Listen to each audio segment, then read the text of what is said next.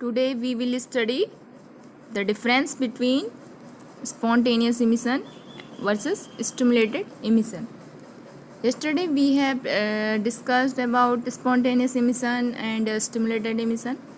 Now what is the difference between them? In spontaneous process, spontaneous emission causes without any stimulation. It means it does not depend on the energy difference between the high energy level and lower energy level. Spontaneous emission जो होता है वो without any stimulation, किसी भी stimulation के बिना होता है, किसी उत्तेजना के बिना होता है। ये स्वतः होने वाली प्रक्रिया है और it does not depend upon the energy difference. ये हाईएस्ट एनर्जी लेवल और लोअर एनर्जी लेवल के एनर्जी डिफरेंस पे भी डिपेंड नहीं करता है। In the case of stimulated emission causes due to the energy difference between the high and lower energy level state. जबकि जो स्टिमुलेटेड इमिशन होता है वो हायर एनर्जी लेवल और लोअर एनर्जी लेवल के एनर्जी डिफरेंस के कारण ही होता है। सेकेंड पॉइंट है इसमें स्पॉन्टेनियस इमिशन में, in this energy transfer is half the energy transfer of the stimulated emission. Spontaneous emission में जो एनर्जी ट्रांसफ़र होता है वो स्टिमुलेटेड इमिशन में एनर्जी ट्रांसफ़र का आधा होता है। While in the case of stimulated emission energy transfer is twice the energy transfer of spontaneous emission. इसमें जो एनर्जी की मात्रा होती है, एनर्जी ट्रांसफ़र होती है स्टिमुलेटेड इमिशन में, वो स्पॉन्टेनियस इमिशन में एनर्जी ट्रांसफ़र की दुगनी होती है। थर्ड पॉइंट है spontaneous emission can take place in the absence of incoming photon और in the presence of incoming photon. Spontaneous emission photon के एब्सेंस या फिर किसी फोटोन के प्रेजेंस में हो सकता है। While stimulated emission require incoming photon of right frequency. जबकि स्टिमुलेटेड इमिशन के लिए हमें एक उपयुक्त फोटोन चाहिए होता है जिसकी उपयुक्त फ्रीक्वेंसी हो, उसकी आवश्यकता इसमें पड़ती है। Fourth point, spontaneous emission is completely isotropic process. Spontaneous emission क्या होती है? आइसोट्रोपिक प्रोसेस होती है, एक समदैशिक होती है। इसमें एक फोटोन निकलता है, इमिट होता है। स्पॉन्टेनियस प्रोसेस एक स्वतः होने वाली प्रक्रिया, ये स्वतः ही होती है। While in the case of stimulated process have built-in preference for emission in the direction of incident photon। जबकि स्टिमुलेटेड प्रोसेस में क्या होता है, इसमें जो फोटोन इमिट होता है वो सेम डायरेक्शन में होता है इंसिडेंट फोटोन के। फिफ्थ पॉइंट है in spontaneous emission the atoms emit an electromagnetic wave which has no definite phase. Spontaneous emission में एटम एक ऐसी इलेक्ट्रोमैग्नेटिक वेव को उत्सर्जित करता है जिसकी कोई निश्चित फेज नहीं होती है। In stimulated emission the emitted light by the atom is in phase with that of incident photon. जबकि स्टिमुलेटेड इमिशन में जो लाइट इमिट होती है एटम के द्वारा वो इंसिडेंट फोटोन के ही फेज में होती है, उसके साथ फेज में चलती है, सेम फेज में रहते हैं दोनों। 6 पॉइंट ये फिगर दे रखा है स्पॉन्टेनियस इमिशन का। इसमें पहले के इसमें एटम हाई एनर्जी लेवल में E2 में है। जब ये हाई एनर्जी लेवल E2 से E1 में आता है लोअर एनर्जी स्टेट में, तो ये बहुत जल्दी आ जाता है, 10⁻⁸ सेकेंड में ये आ जाता है और एक फोटोन इमिट करता है। While in the case of stimulated emission में क्या करते हैं, पहले एटम हाई एनर्जी लेवल में, तो इस पर एक फ़ोटोन बॉम्बार्ड किया जाता है, फ़ोटोन इस पर इंसिडेंट किया जाता है। तो जब ये एटम हाई एनर्जी स्टेट से लोअर एनर्जी स्टेट में आता है तो ये फ़ोटोन अपने समान एक और फोटोन को इमिट होने के लिए स्टिमुलेट कर देता है और ये दोनों फोटोन क्या होते हैं, सेम फेज में होते हैं। This is difference between spontaneous emission and stimulated emission. Now, further comes to the next topic, population inversion. In thermal equilibrium, the number of atoms in the ground state N1 is generally much greater than the higher energy state N2. अगर हम thermal equilibrium की condition में देखें, साम्यावस्था की condition में क्या होता है, ग्राउंड स्टेट N1 में जो जनरली जो एटम के नंबर होते हैं वो हायर एनर्जी लेवल N2 में एटम के नंबर से ज़्यादा होते हैं, उनकी संख्या ग्राउंड स्टेट में क्या होती है, ज़्यादा होती है। N2 is less than N1। Atom के जो नंबर है वो N2 में क्या होती है, N2 के हायर एनर्जी लेवल वो N2 is less than N1। It means number of atom is in N2 is less than N1, so there is very little stimulated emission compared with the absorption। तो क्या होगा, जब ground state में atom की संख्या higher energy state से अधिक है तो स्टिमुलेटेड इमिशन क्या होगा, बहुत ही कम होगा in with comparison to the absorption. Let by some means the atom be initially excited so that there are more atom in the higher energy state E2 than the lower energy state E1। यदि किसी तरीके से atom अगर excite हो जाते हैं higher energy level में तो क्या होता है, हायर एनर्जी स्टेट E2 में एटम्स की संख्या क्या हो जाएगी, लोअर एनर्जी स्टेट E1 से ज़्यादा हो जाएगी। It means N2 is greater than N1, तो N2 N1 से ज़्यादा हो जाएगा। N2 और N1 क्या है, number of atoms. N2 number of atom in higher energy state and N1 number of atom in lower energy state. This is known as population inversion. जब ये स्टेट आ जाती है तो क्या हो जाता है, पॉपुलेशन इन्वर्जन अचीव हो जाता है। Thus we can define population inversion as the situation in which the number of atom in the higher energy state exceed that in the lower energy state is known as population inversion।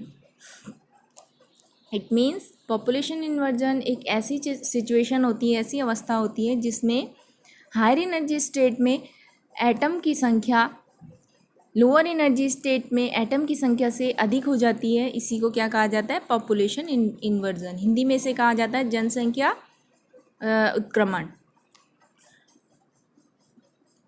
This population inversion sets the stage for stimulated emission of multiple photon। यही population inversion क्या करता है, ये stimulated emission के लिए उत्तरदायी होता है और इसमें मल्टीपल फोटोन, कई संख्या में फोटॉन्स निकलते हैं। Figure shows that when photons in light beam passes through the atom they go on multiplying by repeated stimulated emission, hence a strong coherent beam of light emerges from the substance। ये figure आपको दिखाई दे रहा है, यहाँ पे figure दिखा रखा है। जब कोई लाइट बीम किसी एटम से जाती है, ये फोटॉन्स दिखाई दे रहे हैं, लाइट बीम पड़ती है किसी सब्सटेंस पे, तो उसके एटम क्या करते हैं, वो फोटॉन्स क्या होते हैं, जैसे ही ये एटम हायर एनर्जी स्टेट से लोअर एनर्जी स्टेट में आता है तो क्या करता है, अपने समान फोटोन इमिट करता है। और ये नेक्स्ट स्टेज में आप देख रहे हैं फिर से यहाँ पे फोटोन मल्टीप्लाई होते रहते हैं। इस प्रकार से ये एक फोटोन की स्ट्रॉन्ग कोहेरेंट बीम बना देते हैं बाय रिपीटेड स्टिमुलेटेड इमिशन। जो स्टिमुलेटेड इमिशन की प्रोसेस है, उद्दीप्त उत्सर्जन है, वो लगातार कंटिन्यूसली चलता रहता है और फोटोन की बीम बनती जाती है और इस प्रकार से हमें क्या मिलती है, coherent beam of light emerges from the substance से एक कोहेरेंट बीम ऑफ लाइट मिलती है। इसी को क्या कहा जाता है, laser beam, that is called laser beam. This is the figure. Now next topic is pumping, the process by which population inversion is achieved is known as pumping। वह प्रक्रिया जिसके द्वारा पॉपुलेशन इन्वर्जन को प्राप्त किया जाता है उसे क्या कहा जाता है, pumping. There are various type of pumping process, easy, optical, electrical, chemical and heat. कई प्रकार की पंपिंग प्रोसेस होती है। ऑप्टिकल मीन्स प्रकाशीय, इलेक्ट्रिकल वैद्युतीय, केमिकल रासायनिक और हीट ऊष्मीय। But the most natural is the optical pumping. लेकिन प्रकाशीय पंपिंग जो है वो सबसे इम्पॉर्टेंट है और नेचुरल मीन्स प्राकृतिक प्रोसेस है ये। Optical pumping, what is optical pumping? Normally most of the atoms in the medium are in the ground state of energy E0। Generally हम देखते हैं कि जो एटम के मोस्ट एटम होते हैं वो ग्राउंड स्टेट में होते हैं, ग्राउंड स्टेट एनर्जी लेवल में होते हैं। Light from a powerful source is absorb by the atom. The ground state atom will move to the upper level E1 and upper level atom will move to the ground level. जैसे ही किसी substance पे light पड़ती है powerful source से तो ये जो सब्सटेंस के एटम होते हैं वो लाइट एब्जॉर्ब कर लेते हैं, लाइट फोटॉन्स को एब्जॉर्ब कर लेते हैं और अपर एनर्जी लेवल E1 में चले जाते हैं।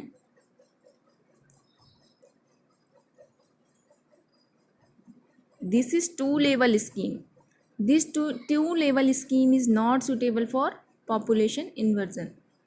इस प्रकार से जो टू लेवल स्कीम होती है वो पॉपुलेशन इन्वर्जन के लिए उपयुक्त नहीं होती है। In three level laser scheme atom in ground states are pumped to the state E3 by photon of energy s mu dash equal to E3 minus E1। Three level जो laser scheme होती है उसमें क्या होता है, atom ground state से, ये ground state है, ग्राउंड स्टेट से अपर एनर्जी स्टेट E3 में चले जाते हैं जब ये फोटोन को एब्जॉर्ब करते हैं। ये फोटोन इस पर डाला जा रहा है, h mu dash एनर्जी का फोटोन जब इसमें डाला जाता है तो इसे एब्जॉर्ब करके हाई एनर्जी स्टेट में पहुंच जाते हैं जहाँ पे h mu dash equal to E3 minus E1। इन दोनों एनर्जी लेवल के एनर्जी डिफरेंस के बराबर होगा h mu dash equal to. The excited atoms then undergo non radiative transition after 10 to the power minus 8 second to the level E2। फिर जो atom यहाँ पे एक्साइट हुए वो 10 to the power minus 8 second, बहुत कम समय में तुरंत यहाँ पे इस स्टेट E2 तक आ जाते हैं और इस टाइम वो क्या करते हैं, कोई रेडिएशन इमिट नहीं करते हैं। The level 2 is known as metastable state. इस स्टेट को क्या कहा जाता है, metastable state. In this state atom resides for a comparatively long time. अब ये जो मेटास्टेबल स्टेट है यहाँ पे एटम काफ़ी लंबे समय तक रह सकता है। Thus there will be more atoms in the higher metastable energy state E2 than in the ground state E1। It means जब यहाँ पे एटम काफ़ी लंबे समय तक रह सकता है तो यहाँ पे एटम्स की संख्या ग्राउंड स्टेट की में एटम की संख्या से अधिक हो जाती है। We have a population inversion, this is shown in figure A। It means इस अवस्था में यहाँ पे पॉपुलेशन इन्वर्जन अचीव कर लिया जाता है। ये फिगर A दिखा रखा है यहाँ पे। Similarly 4 level laser scheme can be shown in figure B। अब फिगर B को देखिए आप, फिगर B में क्या है, 4 लेवल लेज़र स्कीम है। ये 1 2 3 4 लेवल है इसमें। ये क्या है, ये वाला 3 लेवल था, 1 2 एंड 3 लेवल स्कीम है। ये ग्राउंड स्टेट था, ये मेटास्टेबल स्टेट है और ये अपर लेवल, अपर एनर्जी लेवल। जैसे ही एटम ने यहाँ से फोटोन एब्जॉर्ब किया तो ये एक्साइटेड एनर्जी स्टेट में पहुँच जाता है। इस अवस्था में ये केवल हायर एनर्जी लेवल में only 10 to the power minus 8 second तक रहता है, बहुत कम समय के लिए रहता है और तुरंत ही इस स्टेट में आ जाता है। ये E2 एनर्जी स्टेट है। यहाँ पे एटम काफ़ी लंबे समय तक रह सकता है और इस प्रकार से यहाँ पे एटम की संख्या ग्राउंड स्टेट में की अपेक्षा अधिक हो जाती है और पॉपुलेशन इन्वर्जन अचीव कर लिया जाता है। इस मेटास्टेबल स्टेट में रेडिएशनलेस ट्रांजिशन होता है यहाँ पे। फिर जब एटम इस मेटास्टेबल स्टेट से ग्राउंड स्टेट में आता है तो ये अपने समान फोटोन की बीम इमिट करता है और इस प्रकार हमें यहाँ पे लेज़र बीम मिल जाती है, लेज़र ट्रांजिशन मिल जाता है। This is 3 level laser.